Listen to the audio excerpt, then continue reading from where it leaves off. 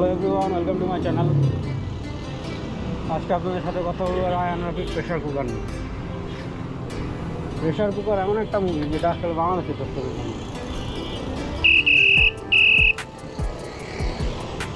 এই cinema release দেওয়া উচিত ছিল ফ্রান্স অথবা জার্মানিতে।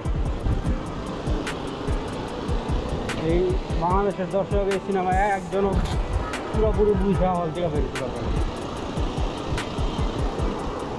অথবা এটা রিলিজ দেওয়া উচিত ছিল কান উৎসবে যদি রিলিজ দিত মিনিমাম 5 থেকে 10 মিনিটের স্ট্যান্ডিং ওভেশন পেত। আর কত শত অ্যাওয়ার্ড যে পাইতো তার কোনো ইয়ত্তা নেই।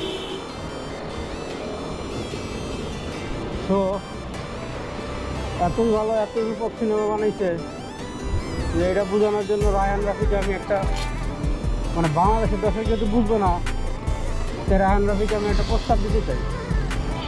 সেটা হচ্ছে যে আপনি একটা মাইক্রোফোন আর একটা স্পিকার হাতে প্রতিটা শোয়ের সময় হলে উপস্থিত থাকবেন। প্রতিটা সিন পজ করবেন, পজ করে তারা বুঝাই দিবেন যে এই সিনে কী বোঝানো হয়েছে এবং এই দৃশ্যটা এই সিনেমায় আসলে কী বুঝাইতে চেয়েছে এবং এটার সাথে কেন রিলেটেড।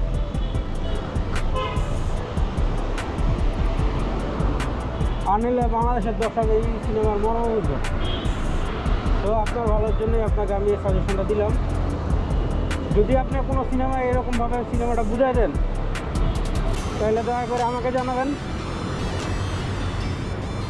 যারা এই ভিডিওটা দেখতেছেন তারা একটু রায়হান রাফিকে পৌঁছায় দিয়ে যদি আমাকে জানান তাহলে আমি সেই সাথে উপস্থিত থাকবো, কারণ আমি সিনেমাটা বুঝতে চাই।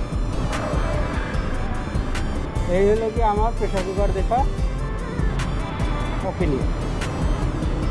ভালো থাকবেন, সিনেমা দেখতে থাকেন, দেখা হবে পরবর্তী।